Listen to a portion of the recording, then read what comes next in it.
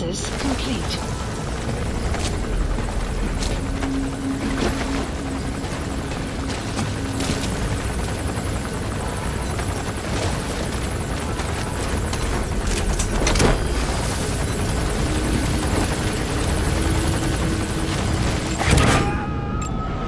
Analysis complete. You gotta extract him.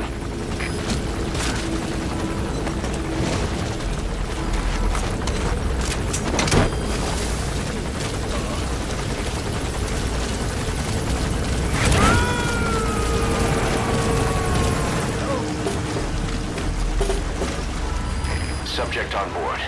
Leave the rest to us. That's the target.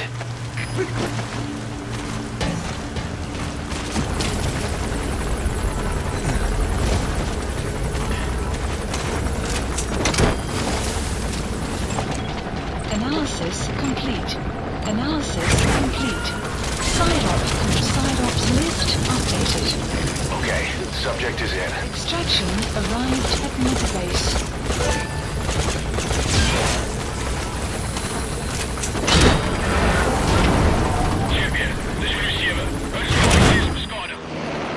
Extraction arrived at mother base.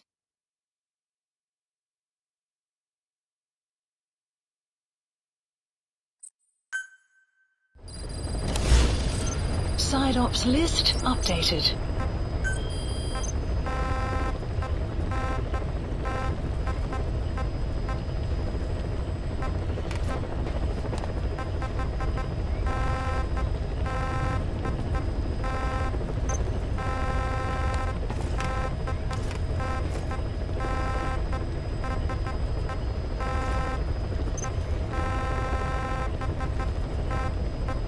Please select a landing zone.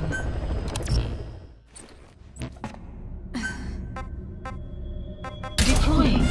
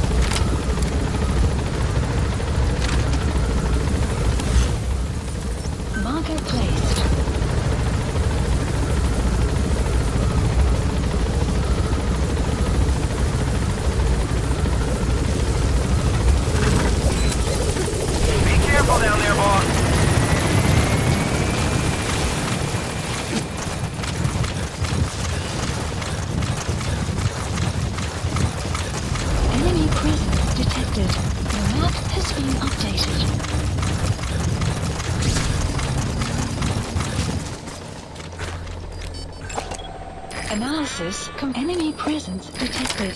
The map has been updated.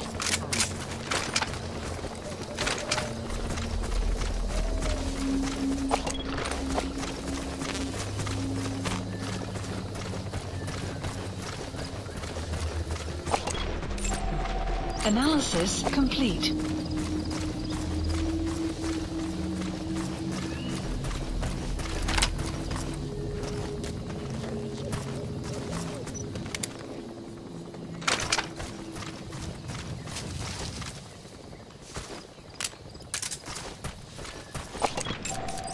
Analysis complete.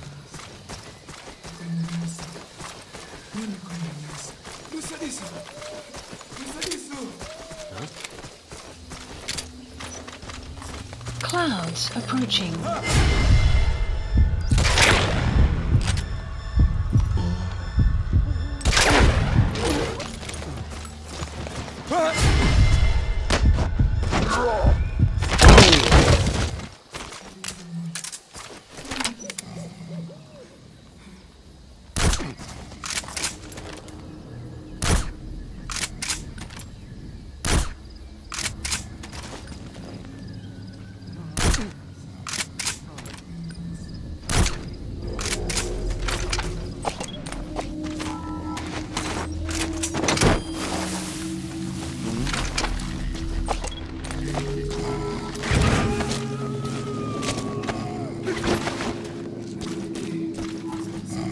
Subject on board. Leave the rest to us.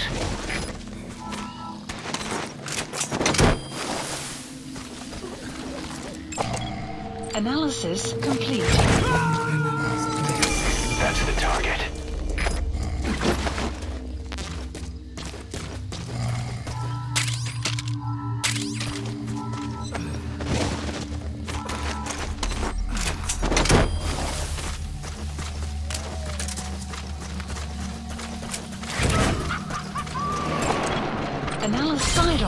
Side ops analysis complete. Okay, subject is in. Extraction arrived at mother base.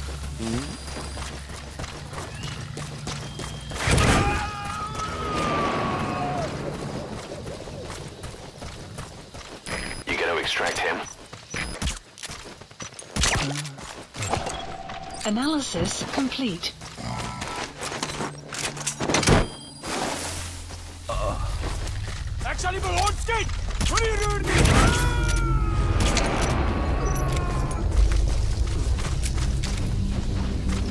Subject on board. Leave the rest to us.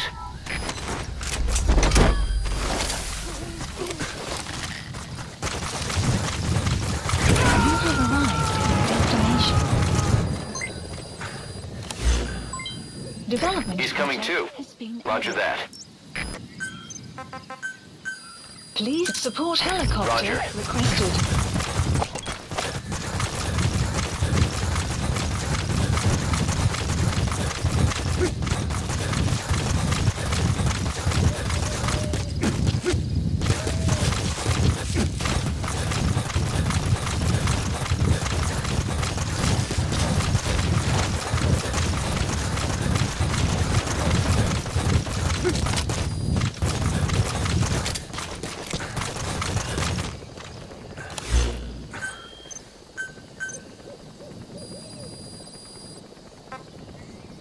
Please specify a project. This is B-Quad. Arriving shortly at LZ.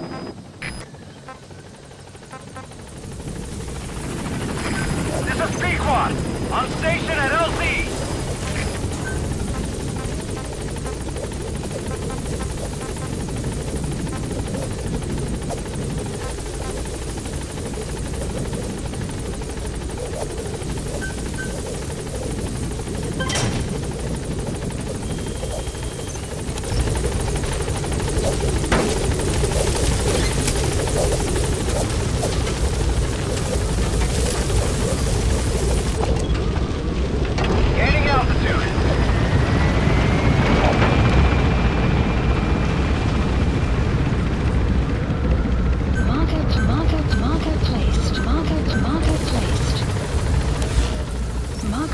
Marker removed. Departing.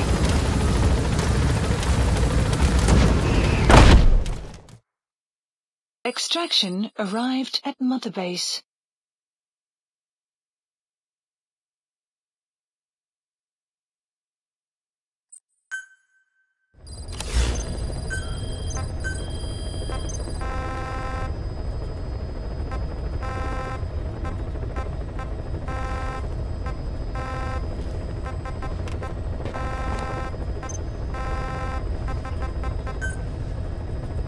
Please select a landing zone.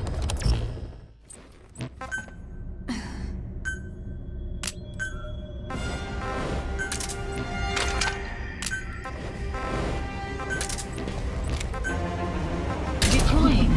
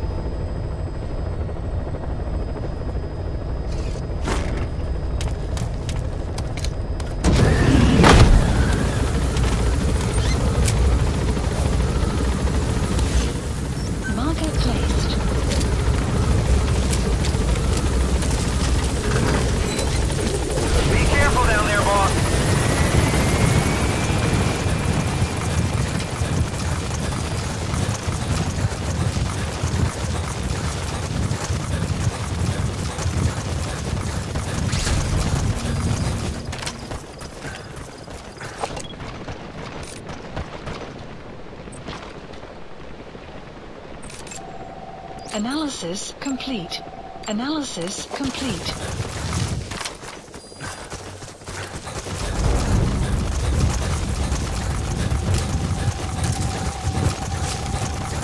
Enemy presence detected. The map has been up. Analysis complete. Cover me!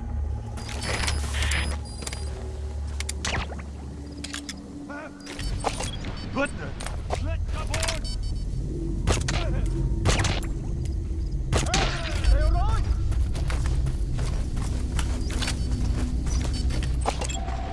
Analysis complete.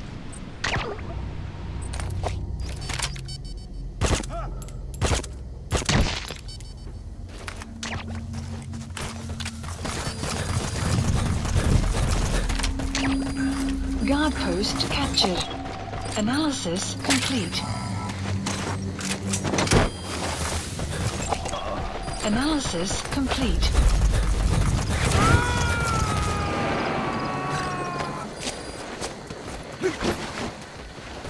You got to extract him.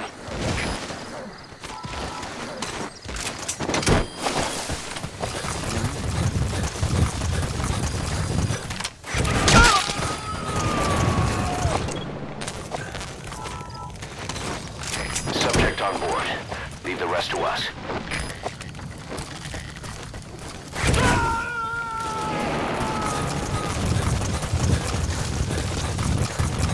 He's coming too. Roger that.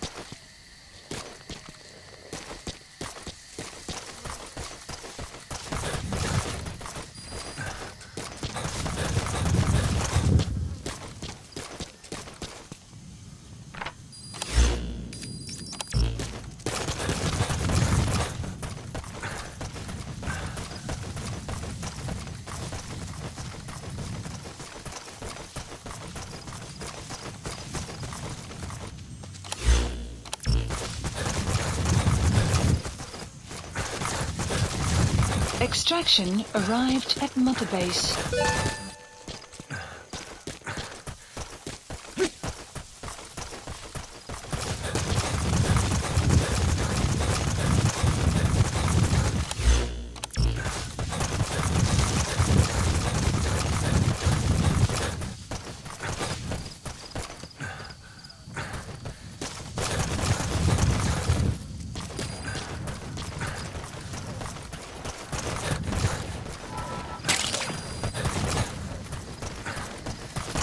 You have arrived at your destination.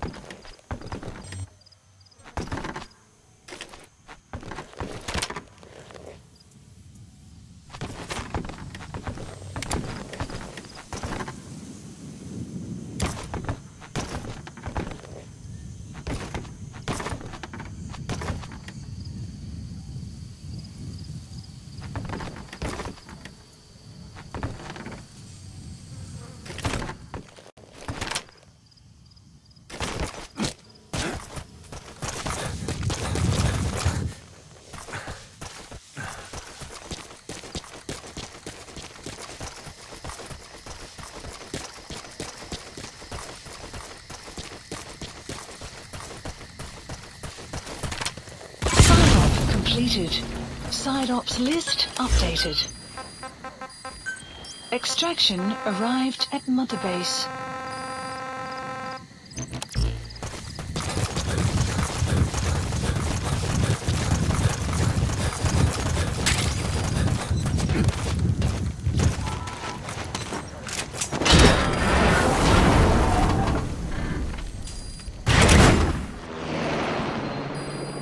Extraction arrived at Mother Base.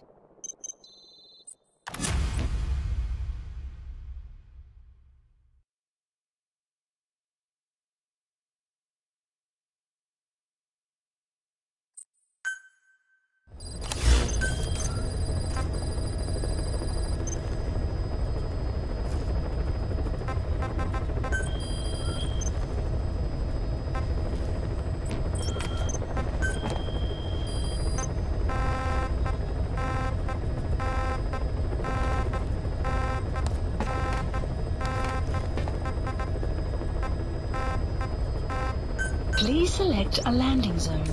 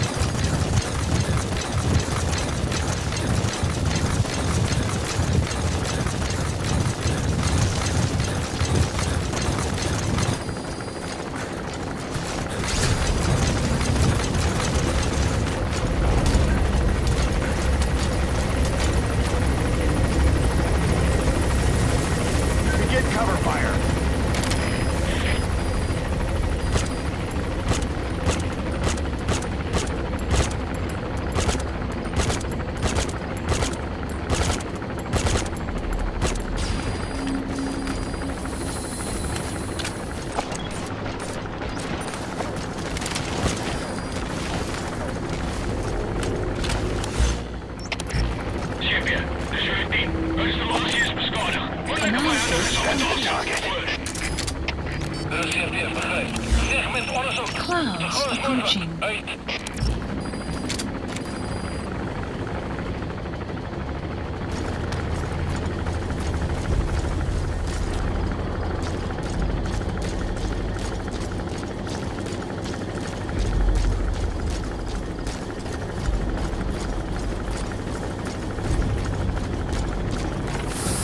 Boss, get down.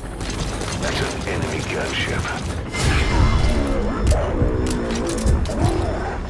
Not sure enable you to sneak past enemies.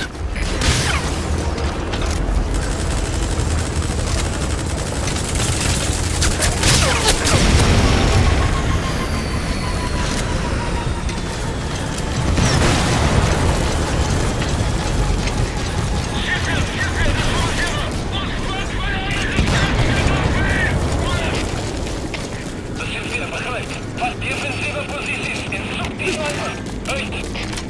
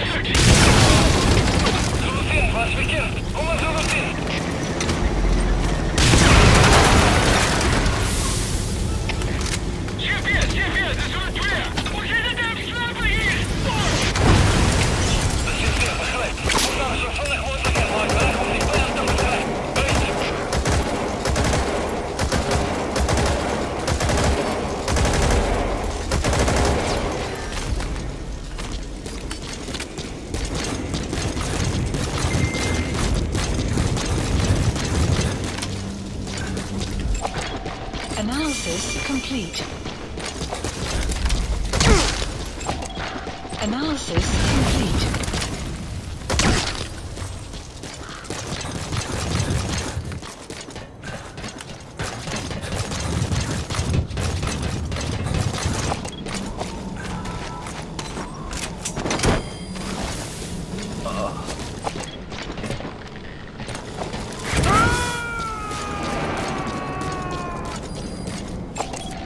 Analysis complete. He's coming too.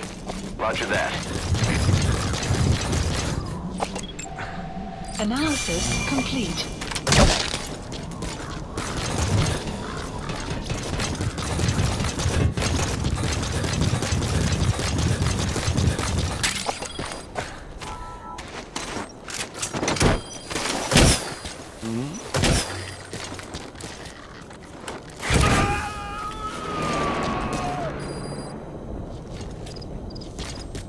Subject on board. Leave the rest to us.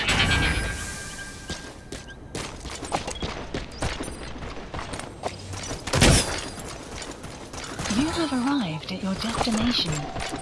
Analysis complete.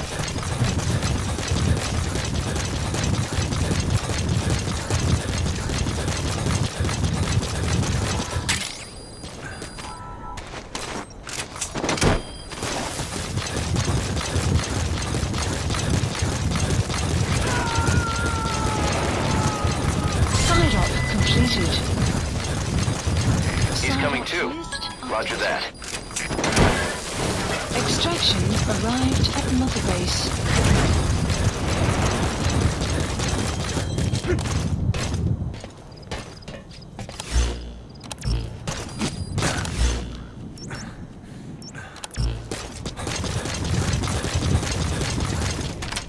Caution, rain approaching.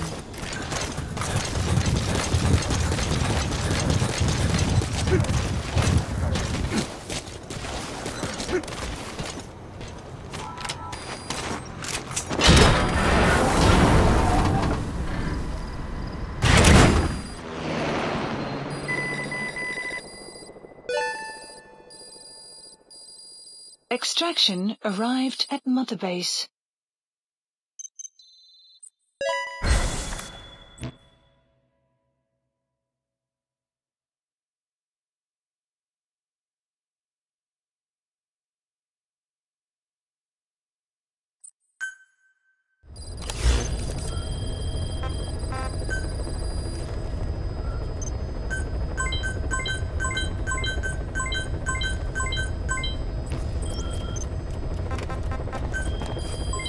Development complete.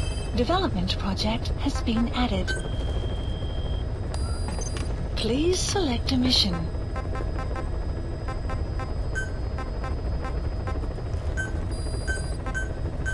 Unit dispatched. Unit dispatched. Unit dispatched.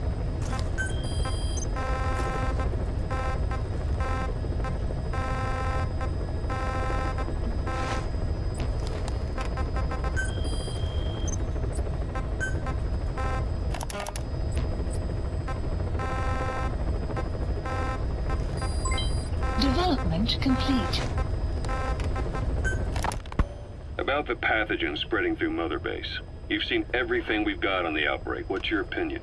Textbook symptoms of vocal cord parasite infestation.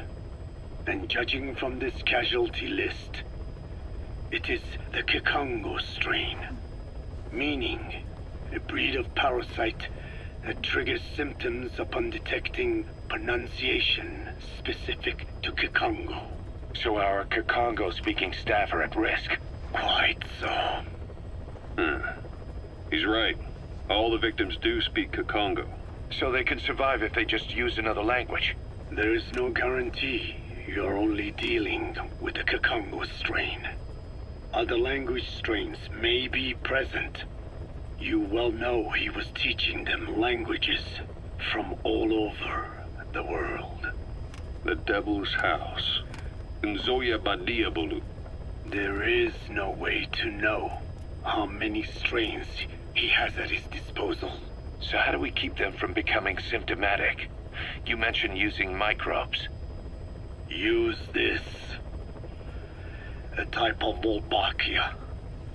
Introduced to a sample of the parasite. Wolbachia?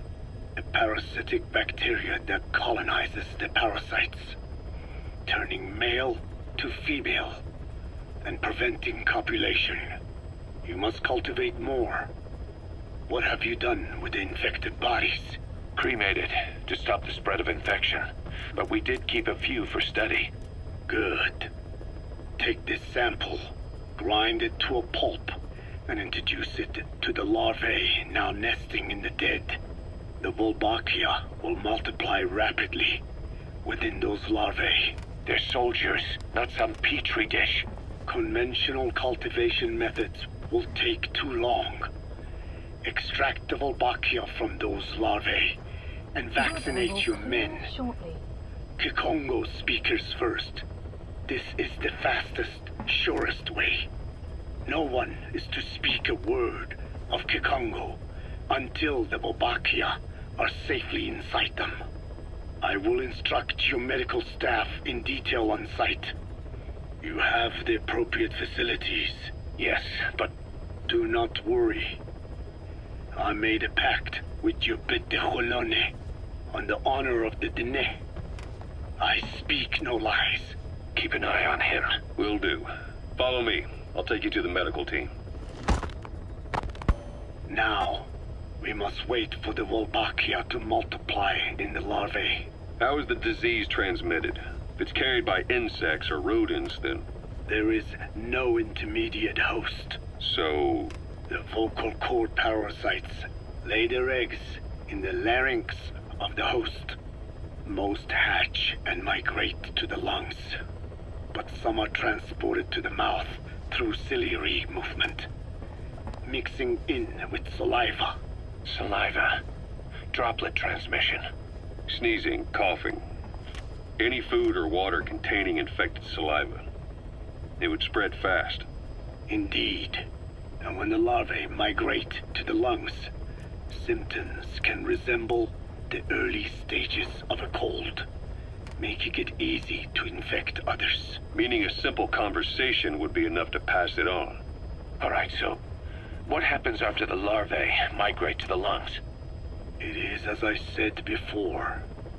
They mature by feeding on alveolar tissue. It is only then that noticeable symptoms appear in the host. And by that point, it's too late. He's infected everyone else. It's one hell of a weapon you've created. That is what Blag Ana wanted. Something that would spread easily. Development project has been added. In truth, he's not the reason. But we will discuss that another time. Please select a mission. The Wolbachia have multiplied. We're preparing to extract them and begin vaccinating. But is this really the only way? Sure, it'll prevent infection, but the cost... Unit You would dispatched. rather remove their vocal cords? No. Tactical communication's the linchpin of what we do. What if we were to ban the use of Kakongo? Insufficient. First, there's no guarantee that only the Kikongo strain is here. Second, there is the matter of how the parasites lay their eggs. Before they can copulate, they must be exposed to the pronunciation of a specific language for a period of time, like a container filling with water. But the duration between when the container is full and when the copulation actually begins varies from case to case. In other words, even if the infected stop speaking as a countermeasure, it may already be too late. The only true solution is to prevent copulation through the Wolbachia, or by physically removing the affected tissue. Do any antiparasitics work? It sounds as though you have already tried. Yeah. We tried every one there is, and nothing. I have yet to find a medicine that can remove the parasites. At best, it temporarily covers their ears. Why is that? Because the parasites are companions to us. To remove them inevitably harms the host. Companions? More than you think. And this is why the human immune system cannot eliminate them.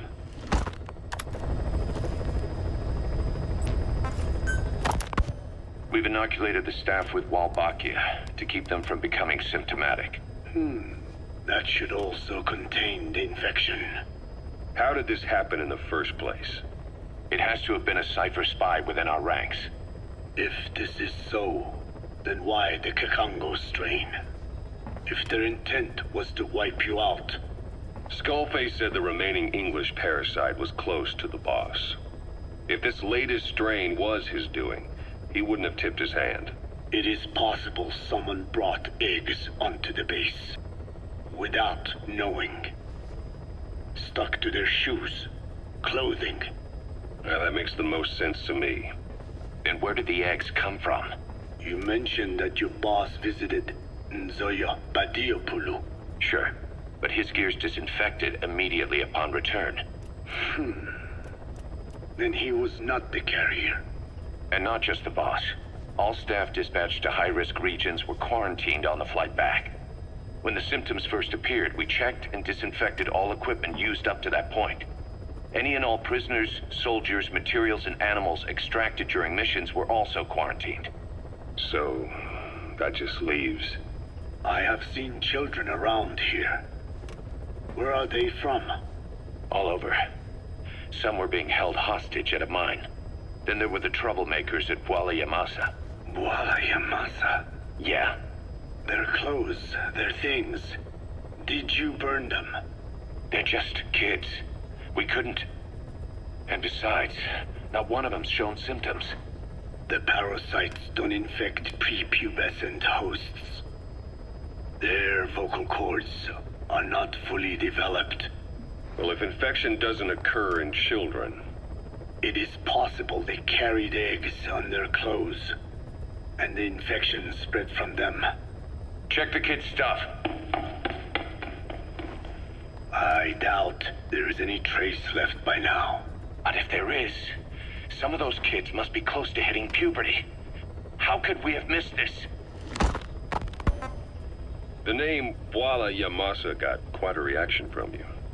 I'm guessing the Kakongo strain was released in that village. Cypher used that region to experiment with vocal cord parasite transmission. The Kakongo strain. The settlements around the refinery upstream of Bwala Yamasa were the proving grounds. They would infect one villager, then record transmission speed. Dangerous work. If they failed to contain the infection, it would slip into the surrounding regions. At which point the world found out about the parasites, making them useless as a weapon. Incredible they'd risk such a thing. The test site was densely populated too. A terrible place for such experiments. No doubt, they thought burning everything would wipe away all traces. The settlements were covered in oil anyway. Who would wonder if one day they caught fire?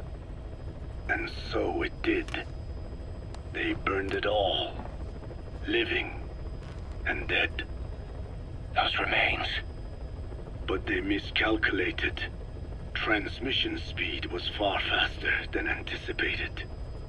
It may have been the temperature, or hygiene standards, or perhaps the parasites reacted quickly to Kakongo. Whatever the reason, nearly all villages were swiftly infected, and the settlements reduced to mounds of corpses. Making matters worse, the dry season was ending. When it came time to burn the village, the Moneni River had swelled. Many of the bodies were waterlogged. Meaning they didn't burn completely. The corpses still contained viable eggs, and the larvae washed downstream. And when the people downstream drank that water, That marked the end for Bwala Yamasa. I learned all of this at the mansion. I warned him of the risk of eggs getting out. And? We are prepared for any eventuality. I get it. Putting the oil field back online. The oil leaks, saner. They plan to pollute the river. Prevent the spread of infection. But the oil flow was stopped, and downstream the people of Masa village started using the water again. The PF soldiers deployed at the village were locals, spoke Kikongo. They were infected, and the kids survived. I've heard enough. And who stopped the flow of oil? Don't. We did. That confirms it. The source of the Kikongo strain infection was Masa village. And the children brought it here. It is no one's fault. There is no blame to be cast. The parasites, they were tested in other regions? Their physiology requires that they be tested under varied conditions. Another test site was in Afghanistan. So it was the parasites there. Both the Pashto and Tajik languages are spoken in the mountains of Afghanistan, and population density is low. Ideal testing grounds for how accurately the parasites target only the specified language. It is also relatively easy to prevent the spread of infection. And the results? The first test, I am told, was a success. Once the Pashtun Mujahideen were infected with the Pashto strain, they were all but wiped out. The Hamid fighters at Smasei Fort. It was doubly successful. No Tajik Mujahideen or Soviet soldiers became symptomatic. So the parasites proved to be effective. What about the second test? Also supposedly a success. A Pashtun village was the target. However, the original aim was to obtain samples of the infected. In this, they failed. And the village? The Soviets enacted a standard scorched earth operation. That must have been the village where Malak lived, before being held captive at La Marjate Palace. Having had more time to think on it, the details shared with me may have been false. They are madmen who would do anything to cover up the truth. They certainly seem to like tossing their problems in the fire. As a boy, Skullface's life went up in flames. Perhaps that is what fuels his fixation with fire. Your Wolbachia stopped the infection all right, but I still don't get it. How can a few bacteria change males to females? I know they're only bugs, but... It is not such a rare thing in the natural world. Many insects and nematodes are infected with Wolbachia. But why? They nest in the cell cytoplasm of the host, even in the egg cells, with the result that the offspring are born infected. Mother-to-child transmission. However, Wolbachia cannot nest in sperm because they do not have cytoplasm. So even a successful infection of a male ends after a single generation. This means the Wolbachia must resort to maximizing the population of infected females. Sounds like an ethnic cleansing campaign on a tiny scale. Gender change from male to female is their survival tactic. So more females means more Wolbachia carriers, so it can keep thriving in the following generations. But the parasites in a human host are supposed to be a mating pair. If there's no male, there'll be no offspring at all. It's killing itself. Slow down. This tactic is intended for environments where a single male can copulate with multiple females. Originally, the Wolbachia did not infect the vocal cord parasites. I created a mutated strain, modifying the Wolbachia so that it could infect monogamous pairs.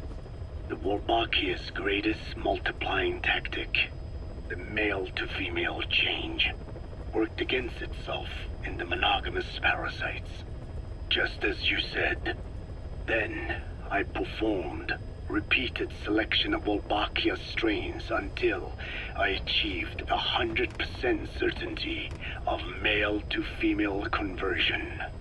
Creating female-female pairs, unable to reproduce.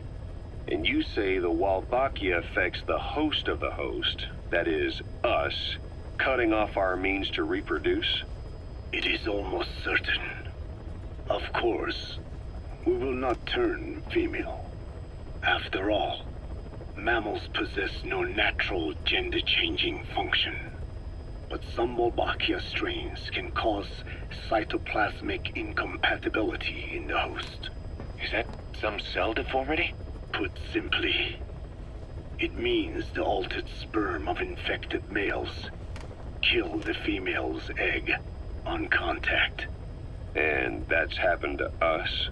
Yes. And yet, what occurs in humans is not just simple CI. To date, there are no cases of Wolbachia affecting humans. The fact that this strain causes this effect, is it the vocal cord parasite's affinity with humans? I do not know enough to say for sure. So the parasite warps the host. Reminds me of what Skullface said. It is the way of all organisms to create their own optimal environment. Just look at you and this base. Organisms that cannot do this are doomed to extinction. The difference with parasites is that their environment is another organism. That creates a connection between life and life. Parasitism, symbiosis, or death. In this way, the host too is challenged to adapt. About this OKB-0 Emmerich was talking about. Its location and features match the citadel in the mountains northeast of the Soviet base camp. Built during the time of Alexander the Great, it was left in ruins following one of Genghis Khan's campaigns. Its occupants changed time and again due to war, and it was expanded on more than one occasion. Ultimately, it fell into the hands of the Soviet philosophers. The Soviet army was using it as the headquarters of its Afghan invasion force. But it would seem that Skullface's connections with the philosophers gave him license to develop Sahelanthropus there. Caution. And that's what Emmerich was doing at the place, before he got the axe. But OKB is a designation the Soviets use for weapon design bureaus. There's no way they'd have one of those in Afghanistan. And in principle, the numbers that follow OKB are always integers above 1. There is no 0. Perhaps this was a secret facility of the Soviet and Chinese philosophers dating back prior to World War II. Though it's more likely Skullface just picked a fake name that more or less fit the Soviets' pattern. He doesn't go there often, but he sure as hell won't miss this. They use the heliport on top of the tower for his visits. Start by heading for the heliport. Then wait for your chance to make contact with Skullface. It seems Sahelanthropus's armor is made from depleted uranium. That offers some serious protection. The U.S. military is planning on using it for its main battle tanks, too. Maybe that's where Emmerich got the technology. Uranium? They're using nuclear fuel for armor now? No. What they use for nuclear fuel is uranium-235, which is extracted from natural uranium. Depleted uranium is a byproduct of that process. Sort of like the leftovers, I guess. The garbage. Uranium-235 makes up 0.72% of natural uranium, whereas depleted uranium contains only 0.2%. What are the benefits of using it for armor? It's a pretty short list. Uranium's a heavy metal, like lead, meaning it can hold a greater amount of kinetic energy. But it also boasts a hardness closer to tungsten. That makes it an ideal material to use for, say, armor-piercing ammunition penetrators. But it's not the best choice for armor. Its volume is less than that of ceramics, but for an equal weight, you could end up with less protection. So why use it then? According to Emmerich, it came down to him being unable to source ceramics technology from a manufacturer. Plus, given that it's an upright walking vehicle, he wanted to reduce the bulk of certain areas. Despite all that, depleted uranium still makes for some tough armor, and Emmerich says it's been proven in live fire tests. It stops most Soviet tank shells.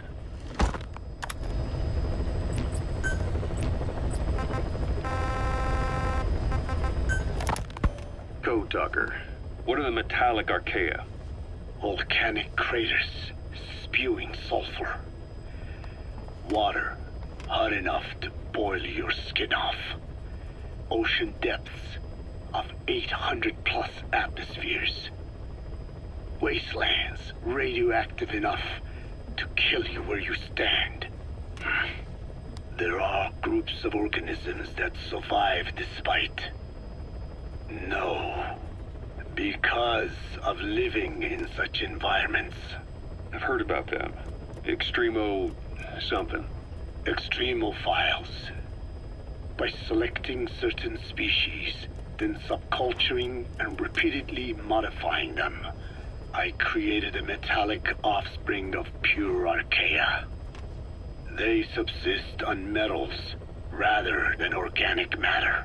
And some of them even consume uranium? Yes. Uranium enrichment archaea metabolize only uranium-235. As a result, they produce weapons-grade enriched uranium. How is that possible?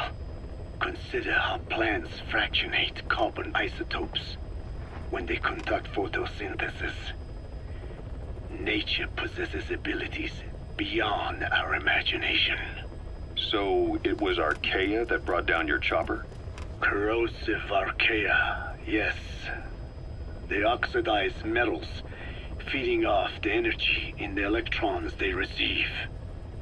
What became of the wreckage? We had the R&D team retrieve samples for study in airtight plastic containers, of course. Prudent. We shall extract archaea from it in good time. They should help you fight back against Blagana. Any chance we could start now? It doesn't have to be a lot. I might just have another use for them. If it's only a small amount you need. That's fine. I'll get the R&D team to assist. Let's go. South Africa was previously suspected of developing nuclear weapons. It already had a conspicuous presence at the UN because of apartheid and its armed expansionism. But when neighboring Angola and Mozambique became socialist countries in '74, South Africa felt hounded into a corner. So it accelerated its nuclear program to protect itself. 3 years later, the Soviets discovered a test facility, and 2 years after that, an American satellite observed a flash in the southern Indian Ocean. It said this was South Africa conducting a nuclear test with the help of a certain ally. Skullface used the situation in South Africa to get this ally to lend a hand. They both wanted nukes, so it was a mutually beneficial relationship. On the surface, anyway. I figure South Africa started getting serious about nuclear weapons production in '75. In '74, the government was still able to get by with bluffing that it had a nuclear arsenal. But the year after, word spread that an independent armed group in the Caribbean was crushed by Cypher for possessing a WMD. That's right, boss. What happened to you and your men was the reason South Africa decided to push ahead with nuclear development. A force independent of any country getting its hands on a nuke. That was a threat to the existence of countries everywhere. It wasn't just South Africa. Your presence pushed a lot of countries to get nukes. The world was scared of you. You were a threat to more than just the Cold War. If nations are gears in a machine, you had the power to smash them loose and watch the whole world grind to a halt. Emmerich uses externally powered legs of his own design. It's bionics technology, a product of the U.S. military's failed attempt to develop a powered exoskeleton. All the wearer has to do is apply a little force, and the actuators continue the movement in that direction. But his legs are unique. Instead of using a hydraulic mechanism, the actuators run off metallic archaea. That increases the actuator's reaction speed and also enables him to lock and release the joints at will. The legs are a nifty little gadget, but they have two clear weaknesses. First, they're dependent on external power, maybe because he built them knowing he couldn't leave his lab. There's no internal battery. That's why they won't work if they aren't plugged in. Second, and this is more than just a weakness, the legs are directly connected to his bones. Could be to minimize signal loss and the order's output to the legs and the drive response from them. Either way, Emmerich has used bolts to attach load-bearing parts directly to his femurs, probably by mimicking surgical treatment for compound fractures and the like. But the end result is those legs and his body are fused together, and that appears to be how he's able to move them so precisely. But that also means that any shock to the legs would be delivered right to his bones by way of those bolts. The same is true if he encounters the corrosive metallic archaea. If the corrosive archaea ate into the exposed bolts, they'd reach the endoskeleton parts and eat through them too in the blink of an eye. The doctor's bones are full of holes to accommodate all the bolts. They're like sponges. If he were to lose the reinforcing parts, even the tiniest bit of force or weight would snap his bones. So when I dangled those corrosive metallic archaea in front of him, he realized straight away what would happen. Life wouldn't be worth living if he lost those legs of his. I'd bet that is what the doctor fears the most. I just helped him imagine what it would be like. Thanks to that, I got the information we needed without either of us getting hurt. You know how he is. He's probably already over the shock. The better you know your adversary, the easier it is for you to get information from them. And vice versa.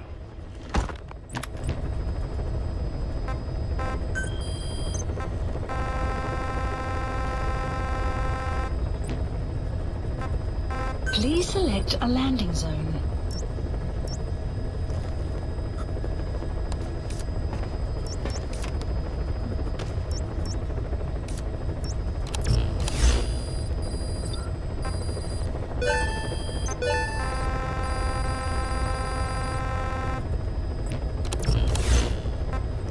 Please select a landing zone.